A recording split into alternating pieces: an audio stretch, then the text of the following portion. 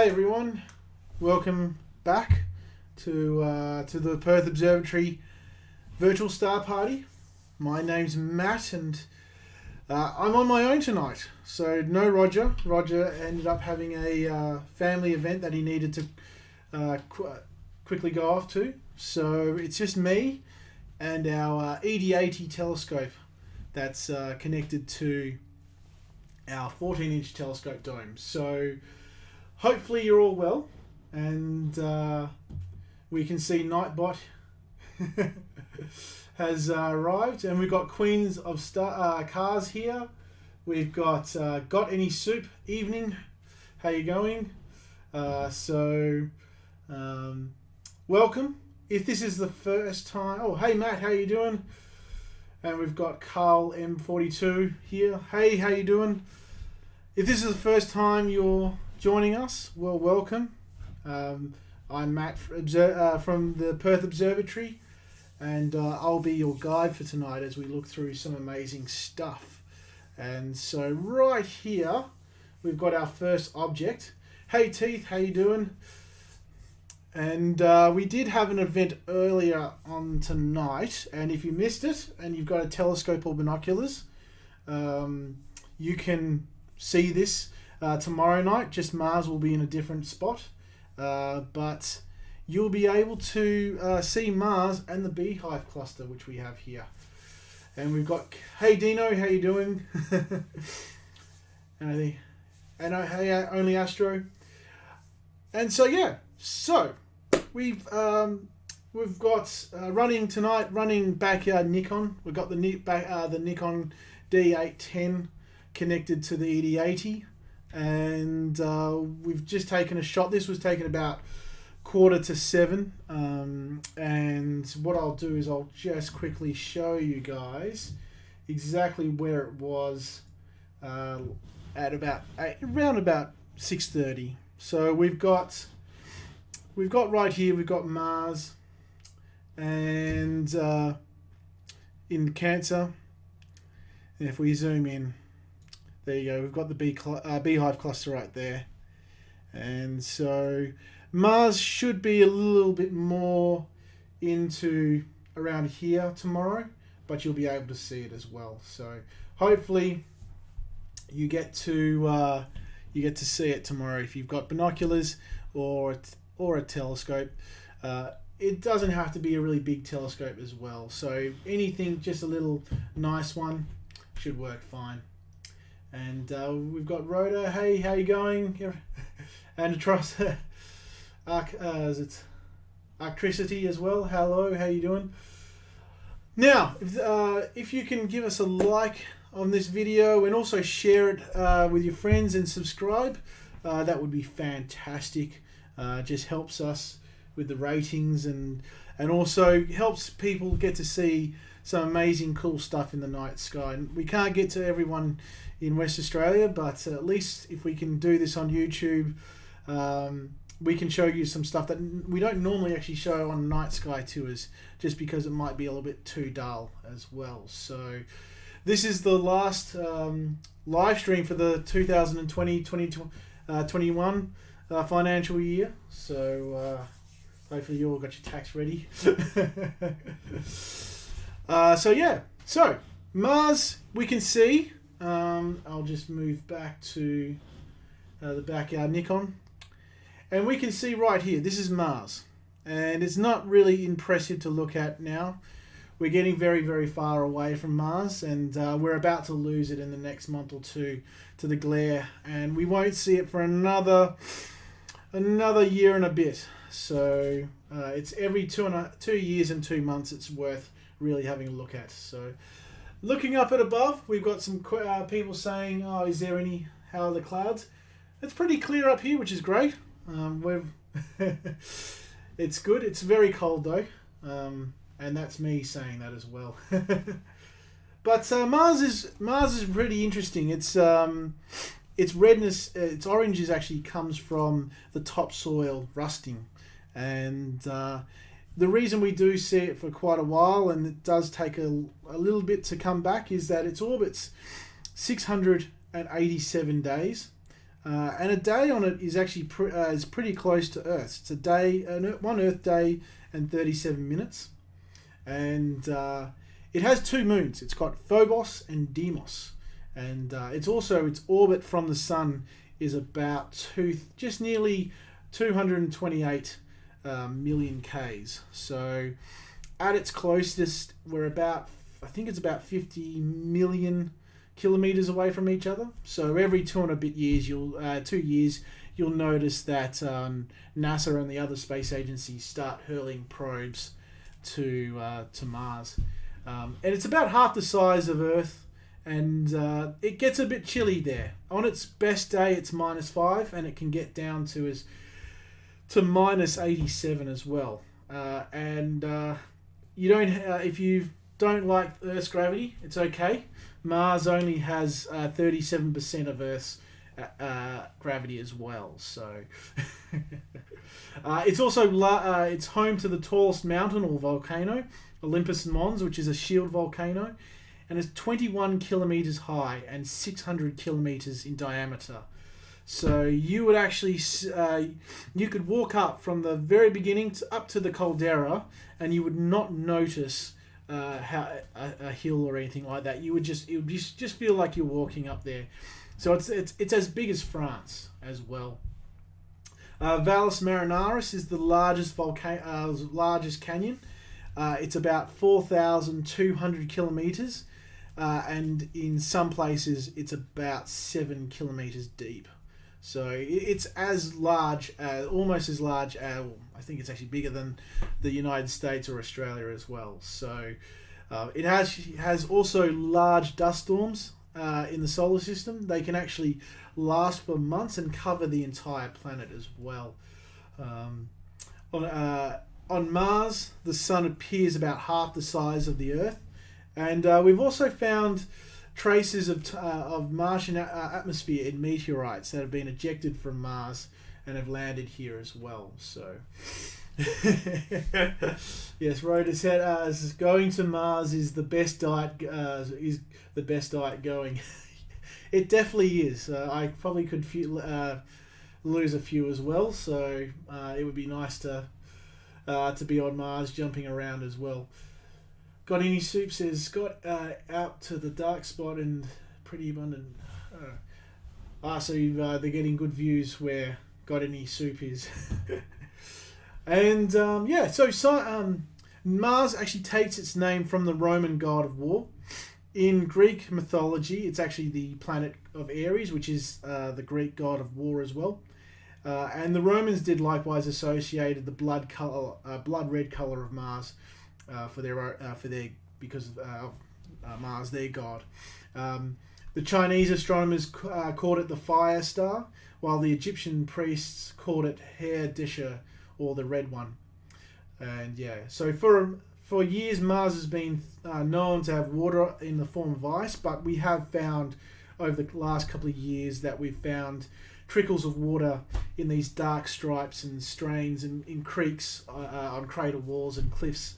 And we've seen that in Mars reconnaissance orbiter images. And this is due to Mars's atmosphere. The water would have to be fairly salty before it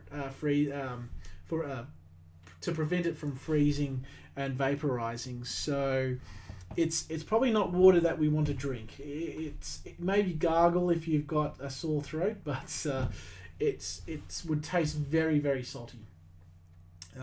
In the next 20 to 40 million years, so just around the corner, maybe not for us, but in the universe term, just around the corner, Phobos is the largest moon of Mars will actually be torn apart by the gravitational forces of Mars. It's very, very close, and it will actually create a nice ring around Mars that will probably last about 100 million years.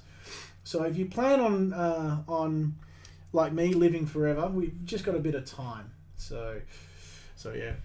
And Mars's day, the actual sky is pinkish red, but at sunset it's blue. So it's completely the opposite to Earth, and that's because of the dust in the atmosphere as well.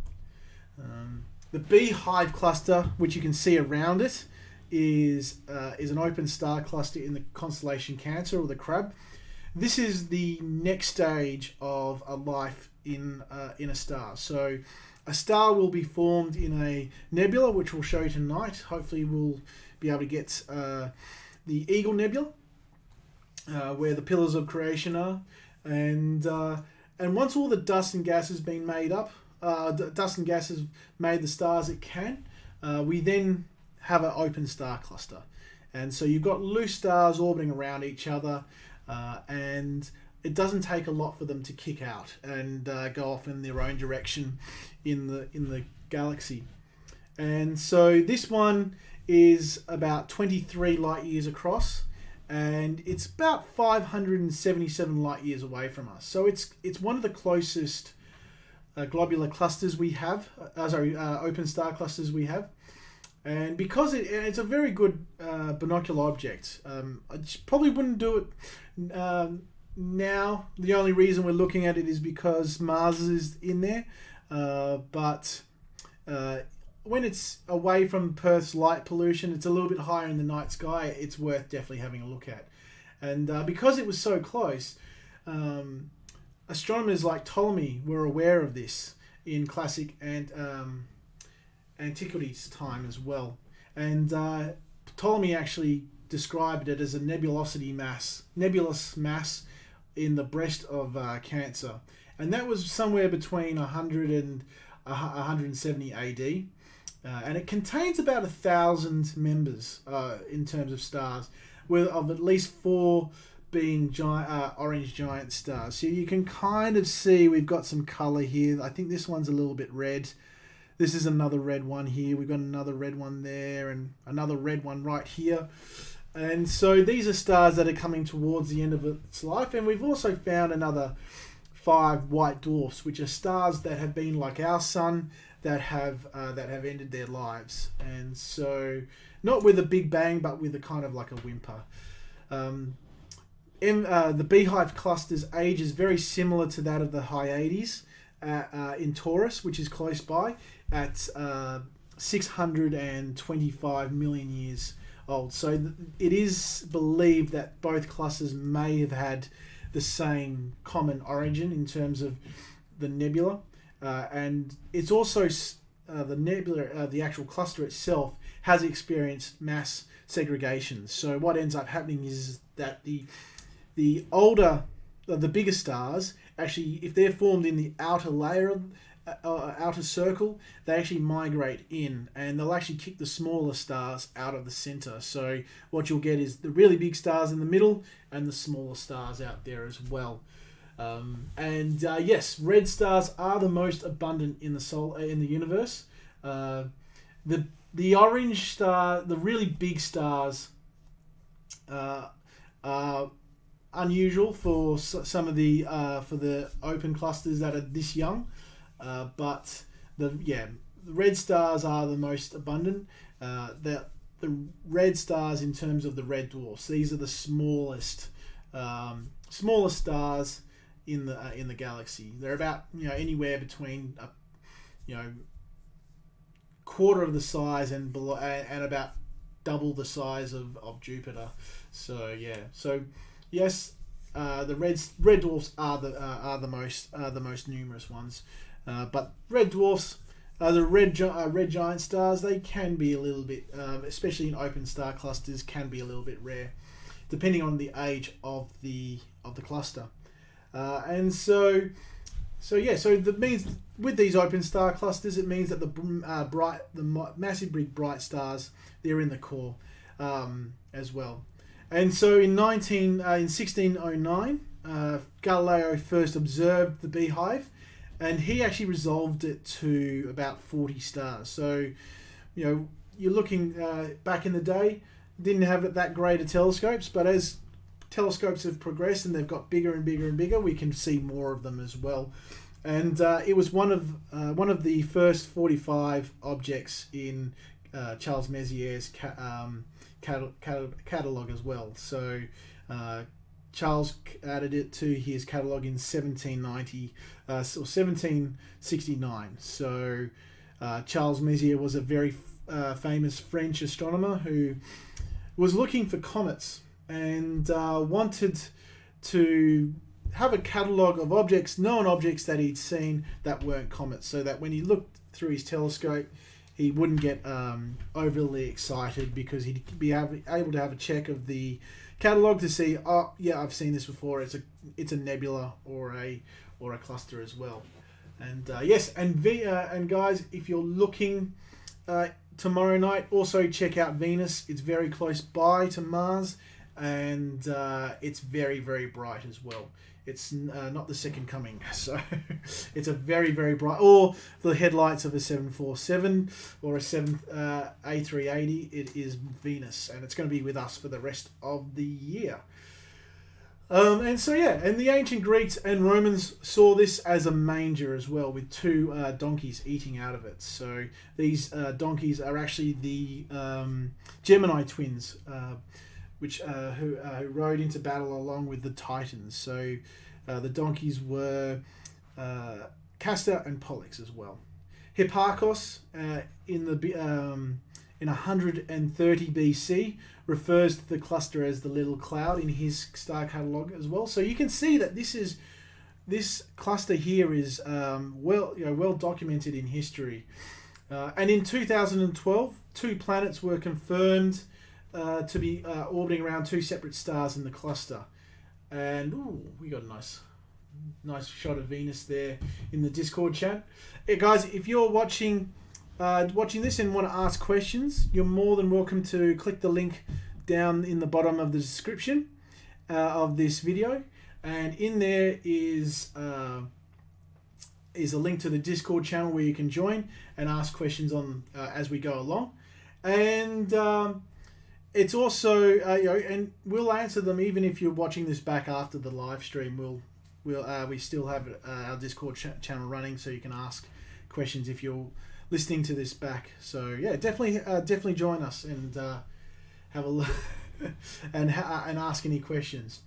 Yeah, so these two planets were significant as the stars were similar ages to Earth's sun, and this was the first instance where exoplanets were found around sun-like stars in a cluster, and they were both hot Jupiters, so gas giants that orbit very close to their stars as well. And a second planet was found around one of these stars in 2016 as well. So you can see these are we can start to see very young solar systems being formed right here. All right, so what we'll do is we'll try and get the Eagle Nebula up first, and then we'll go to the moon. How about that? Because I know we've got a few people that are very, very keen, and we promised last time that we would go there. So we're going to be going to and I can actually show you which dome we're in tonight. So this is the dome that I'm currently in, and the dome roof is open. So let's have a look. It's going to be fairly close to the moon, so that's not going to be absolutely great. Ooh, we might have to wait just slightly longer. Let's have a look. I'll just double check to see if it's up or right now. Let's have a look.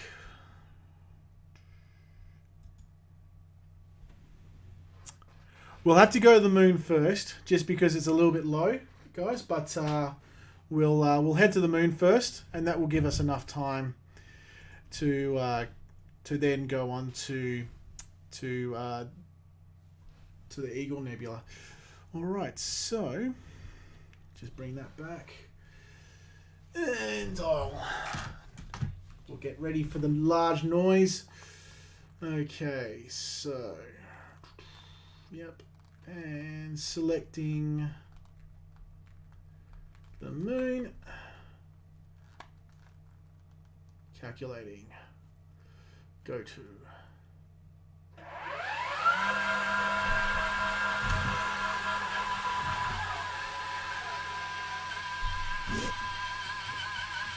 Okay.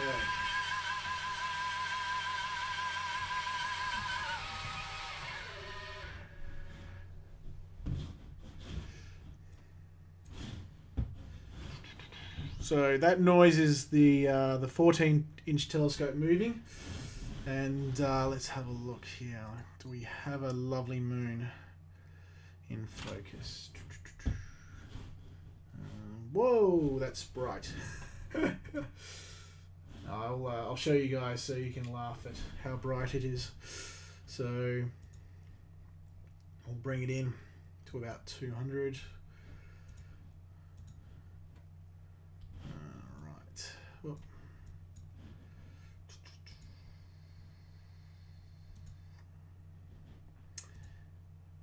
so we're going down to about 160. Oh, it's still even too bright there.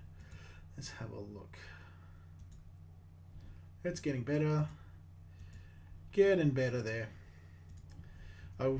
Quite honestly, I wish it was behaving itself a little better during the total lunar eclipse night.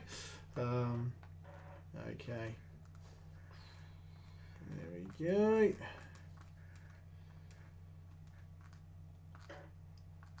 There you go. Right. Bright moon. Yes, well, it's good to be able to see stuff in but whoa, 5 times. There you go. So we're looking at 5 times this distance. Ooh, I'll just leave that. Go back. So you can see here we've got our lovely moon. Let's see if I can. The first time I'm actually showing it through the ED80. So yeah, we can do, nope, we'll do right here. So we'll go through some objects we have on the moon here. We've got right here, let's tail down the speed a bit so it's a little not as fast. So this object right here, we can see, is called Copernicus. And you can see all these little lines that are coming from Copernicus. And that is ejector lines. So when that object smashed into the moon, that caused all this dust to come and pulverized material to go into space and then fall back onto the ground there, and we can actually go. We'll go back to the, and we have the bunny rabbit, or that we see here in the southern hemisphere, and that's also called the man on the moon. So if you're in the northern hemisphere, so I'll just zoom up a little bit so that it's not so being blocked by the Discord.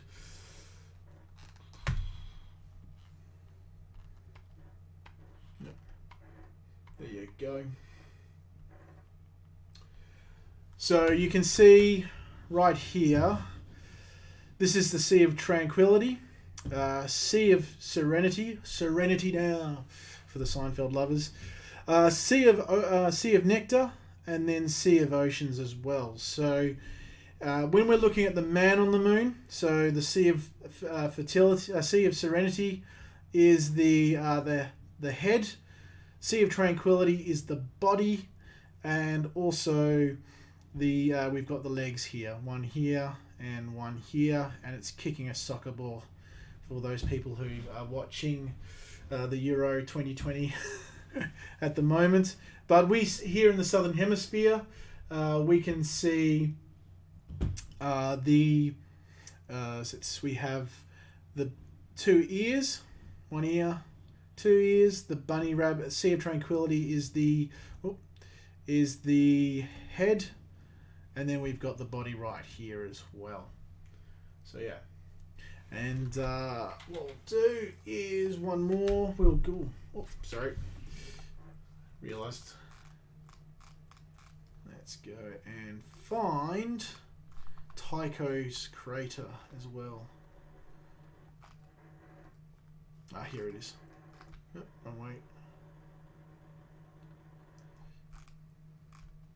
Look at that.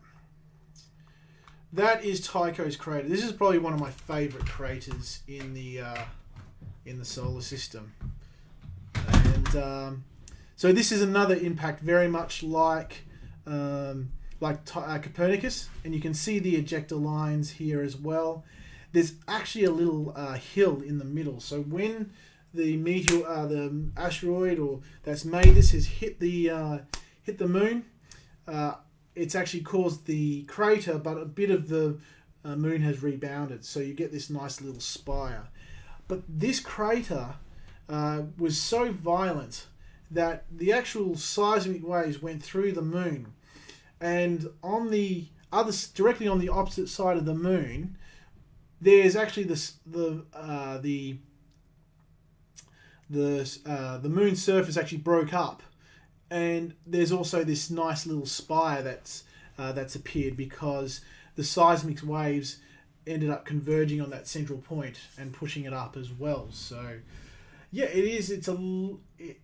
Unfortunately, it puts out a lot of light pollution, which does make me disappointed, because we'd love to always show the deep sky objects, but it is impressive. You're only seeing about 7% of the light that it's reflected. So we think it's really bright, but it's like charcoal. That's the color of the moon. So it looks like this light grey, but that's because it's reflecting only a little bit of the light. It's the second brightest object in our sky, apart from the sun. It's about a quarter of the size of the Earth. You can fit it in between Perth and Sydney, and it's the fifth biggest moon in the solar system as well, and it's the largest moon compared to its parent as well, parent planet as well. On average, it's about 385,000 kilometers away from the Earth. It can get as far as about 406,000 kilometers, and as close as about 363,000 kilometers from Earth.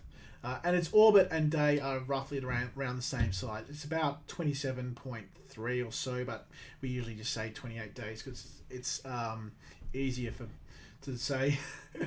And it's tidally locked. We always see the same side. It's also on a 5% incline, so it's not orbiting directly at the orbit of the equator. If it did, we'd always get a total lunar eclipse when the moon was full, and we'd always get a total solar eclipse when the moon was a new moon. And so sometimes it's a little bit higher, sometimes it's a little bit lower than the Earth's shadow or the sun as well, and that's why an eclipse is fairly rare. So the terminator line, which we can just see up here. Let me just get the remote control again. Sorry. And we'll zoom up. We can just see a little bit of it up here. So we can see here are some craters that are in shadow. And so some of these shadows, particularly in the northern hemisphere and the southern hemisphere, don't actually get to see any sunlight. So there could be potentially water in some of these craters. We definitely know there is water in the southern southern craters, and so we can see this is where day and night is, where day becomes night or night becomes day. And so the moon was formed as a result of a giant impact between a object the size of Mars, which we call Theia. And we know this because we were able to bring back some of the original crust from Apollo 15, and that was Dave Scott and James Irwin. And so that crust is actually what's called a northocite, and it's a very special rock. And when they brought it back, they called it the Genesis stone, and they did some tests of it, and they realized that it had fairly similar makeup to Earth. Some of the heavier it's lacking heavy elements.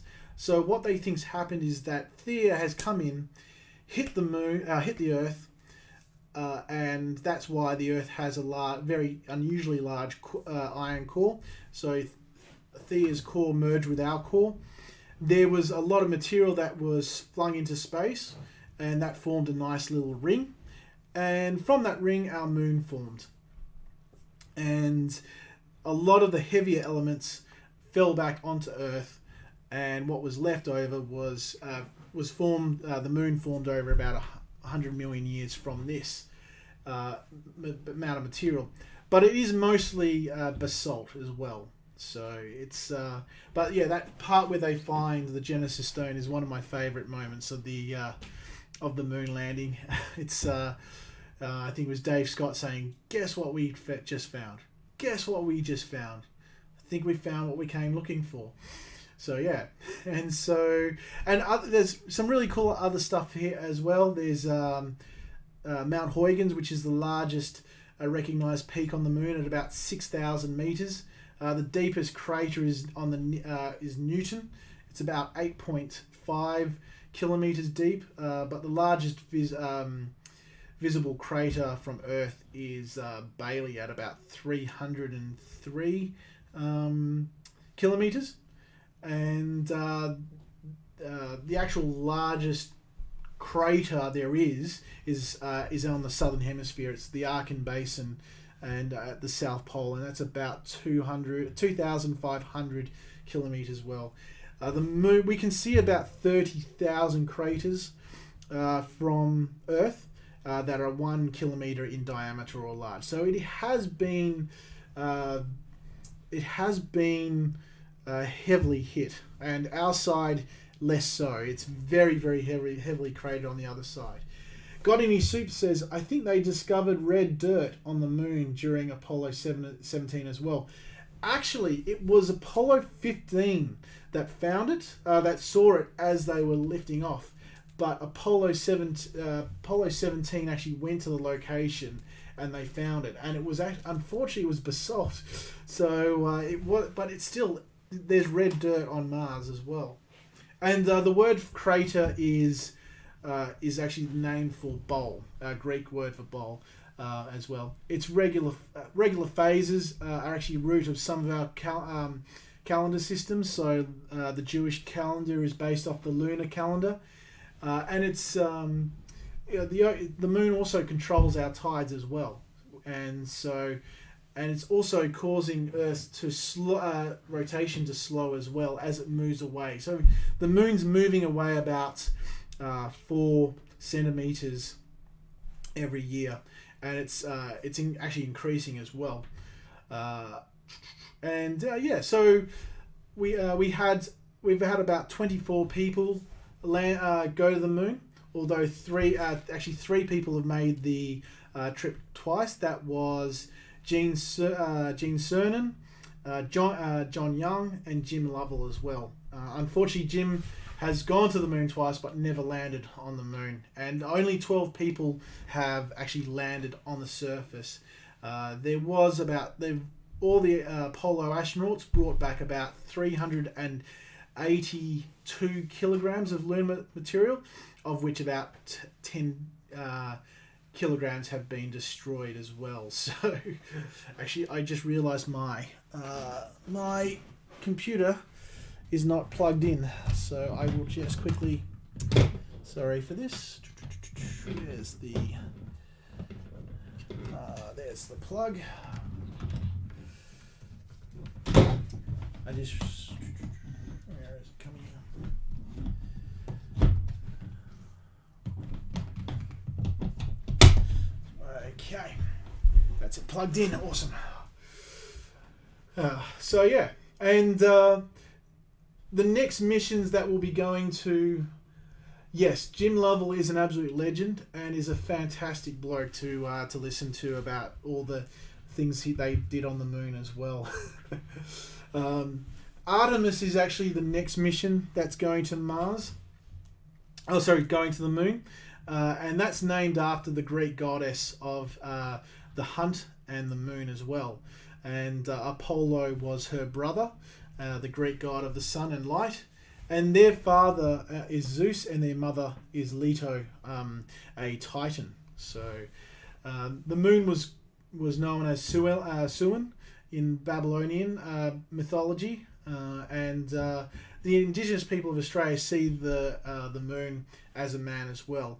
And a couple other things was if blue, you might have heard the term blue moon. The blue moon is the second full moon of the month as well. So when we say it's once in a blue moon, that's when you get two blue. That's the second full moon in a month when you've got two full moons of that month. And you would need about a telescope 100 meters across to be able to see the largest items left on the moon. So please don't ask me to to show you guys the flags, because I won't be able to show it to you. We'll just have a quick look around as well. I'll actually try and see if I can show you Bailey, Bailey's crater on the moon. Just so we can show you around. So let's have a look. Where is it exactly? Let's have a look. It looks like it should be up around here.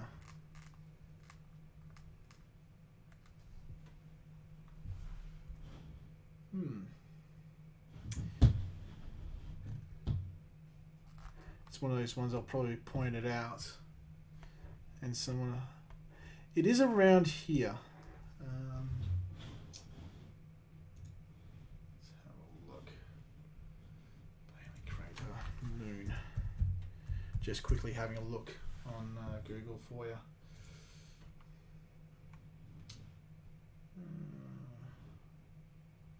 Yes. All right. I think I might have found it. It could possibly actually be this one. This one right here. Yeah. No flags, haha. No. So actually, a lot of those flags would actually be bleached now, because there's no atmosphere on the moon, or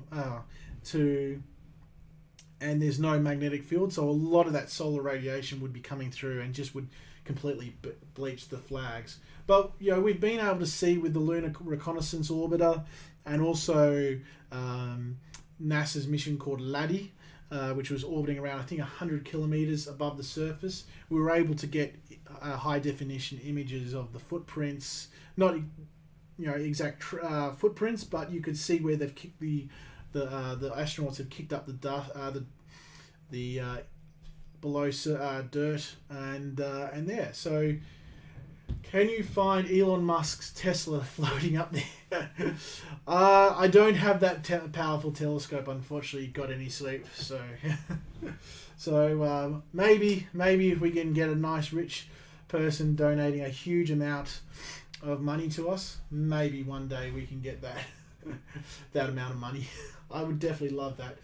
And we've also got Suma 126 has said hello in the chat as well.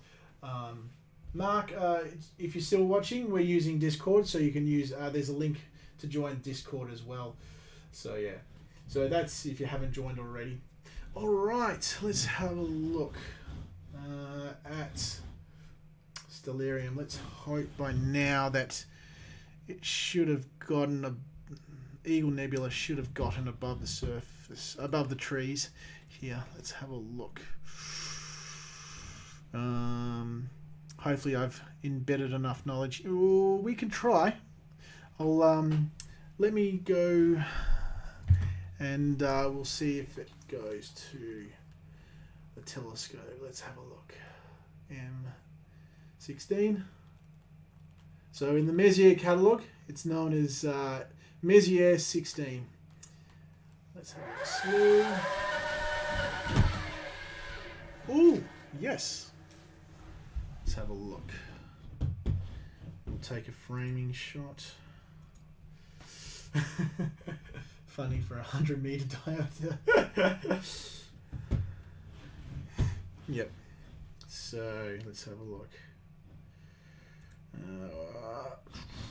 So yeah, so it's in between the constellations of Ophiuchus and the shield called Scotum, and also Sagittarius. So we're looking in the Milky Way. And if you don't know what this program is called, it's called Stellarium.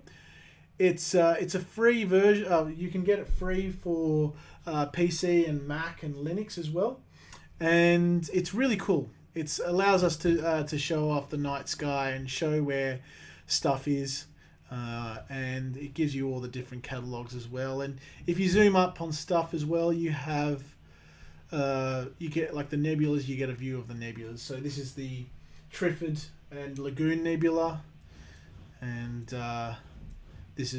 we've got the Megan Nebula, which we can show you on a night sky, and here we have the beautiful Eagle Nebula. All right, so it's done me well so far. It's been tracking well. Let's hope it's going to do well. I'll just really put up the ISO just so we can have a quick look, just a quick test. This is 1, 2, 3. Come on! Oh! It's hitting the dome. I thought I might get away with it. So let's have a look.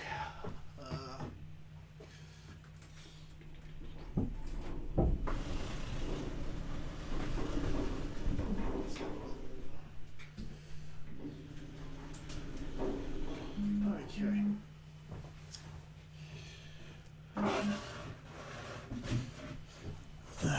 Right. So, let's try that again.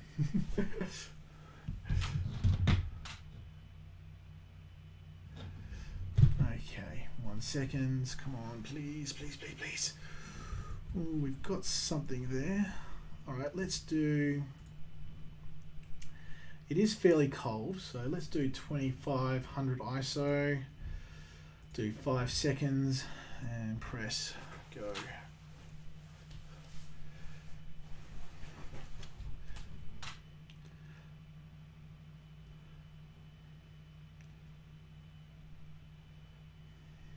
All right, come on. So camera will take. I think it might be down there below. We are getting all this white light here is from the moon, so we might have to leave it to next time. Queen of Stars. Let's have a quick look. Do a 10-second exposure. Best laid plans, hey?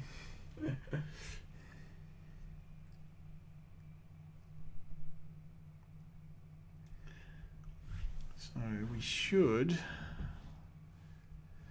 got some stars down here. Now the ED80 has quite a large wide field, so it should, yeah, just getting a lot of light pollution.